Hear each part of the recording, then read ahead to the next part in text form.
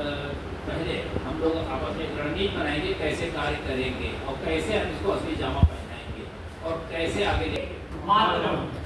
से हम लोगों ने इस कार्यक्रम की शुरुआत की। शुरुआत किसी भी कार्यक्रम की दीप प्रज्वलन और वंदे मातरम से किसी भी कार्यक्रम की शुरुआत होती है, अलग जगती है और हम सब लोग किसी न किसी गुप्त उद्देश्य को लेकर इस जगह आए और इस आशा और विश्वास के साथ कि हमारे पूर्वजों ने जो आज़ादी की लड़ाई लड़ी थी और उस आज़ादी को क्या सरकारें सही ढंग से उसका इस्तेमाल कर पा रही हैं कि नहीं कर पा रही हैं, उस चीज का पालन कराने में हम लोगों का इसलिए महत्वपूर्ण योगदान है कि जिस भवन को बनाने वाला व्यक्ति, जिस जमीन को खरीदने वाला व्यक्ति उस पर पूछ सकता है कि इस जमीन पर गेहूं हो रहा है कि जौ हो रहा है कि बाजरा हो रहा है कि क्या हो रहा है। तो उसी तरीके से 1857 में पहली क्रांति हुई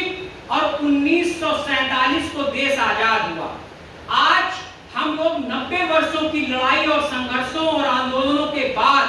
आज हम लोग किस मुकाम पर खड़े हैं कि आजादी का 75वां अमृत महोत्सव मना रहे हैं और आज हम सब लोग जात धर्म संप्रदाय में बढ़कर काम कर रहे हैं। ये उन अमर स्वतंत्रता संग्राम सेनानियों की इच्छाओं के विपरीत है। इस पर भी हम लोगों को एक विचार और अपनी एक क्रांति लानी चाहिए कि क्योंकि हमारे अमर स्वतंत्रता सेनानियों ने इसके लिए आजादी की लड़ाई नहीं लड़ी थी। आज मैं ये नहीं समझ पा रहा हूं कि रोडवेज और परिवहन निगम की बसों में चढ़िए तो पूर्व सांसद, पूर्व विधायक और आखिरी में लिखा रहता है स्वतंत्रता संग्राम सेनानी एवं आश्रित। अब आप ये बताइए, जब सांसद विधायक को फॉर्च्यूनर खरीदने का बजट दिया गया है तो फिर उनका परिवहन विभाग से उनका नाम क्यों नहीं हटाया जाता? मैं ये पूछना चाहता हूं कि जो बेचारे साइकिल से जिन्होंने यात्रा शुरू की थी, आज उनके बच्चे भी साइकिल पर ही हैं।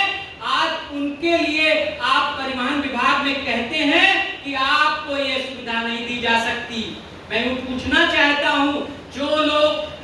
लोगों को फॉर्च्यूनर की सरकार ने सुविधा दे दी है, उनको उत्तर प्रदेश परिवहन निगम की बसों में चलने का अधिकार देने की सरकार को क्या आवश्यकता है? तो मैं सबसे पहला प्रथम बिंदु मैं अपने अध्यक्ष जी से कहना चाहता हूं कि सबसे पहले पूर्व सांसद और विधायकों के साथ लिखी हुई सुविधा में सांसद विधायकों का नाम कट करके स्वतंत्रता संग्राम सेनानी व उनके परिवारी उत्तराधिकारी जनों को परिवहन की बसों में, चाहे महानगर की बसें हो और चाहे उत्तर प्रदेश परिवहन निगम की बसें हो, उनमें निःशुल्क चलने का बिंदु होना चाहिए। उसके बाद दूसरा बिंदु मेरा है कि जो इस समय जनगणना का कार्यक्रम बड़े विवादों और बहुत संघर्षों के बाद हो रहा है, उस जनगणना में बिंदु स्थापित किया जाए कि 1857 से लेकर 1947 तक चले स्वतंत्रता आंदोलन में आपके पुरखे, आपके पारिवारिक जन किस स्थान पर खड़े थे और किन रियासतों, धर्मों और संप्रदाय के लोगों ने अपनी आजादी के आंदोलनों में भूमि का दान कर दिया था, महलों का दान कर दिया था और अपनी पूंजी, असरफी और जो भी उनके पास खजाने थे कि उस आंदोलन को लड़ने के लिए बहुत से राजा, रजवाड़ा और जमींदारों ने उस आंदोलन में, देश आजादी के आंदोलन में अपने दे दिए थे। और उस जनगणना में उन परिवारों को भी गणना की जाए और इसका भी गणना किया जाए कि उनके घर में कितनी फॉर्च्यूनर हैं और कितनी साइकिलें हैं और कितने महान स्वतंत्रता सेनानियों के परिवार रिक्शा चला रहे हैं, वो भी इस जनगणना में शामिल किया जाए। एक बिंदु ये भी हो। और तीसरा मेरा मांग ये है कि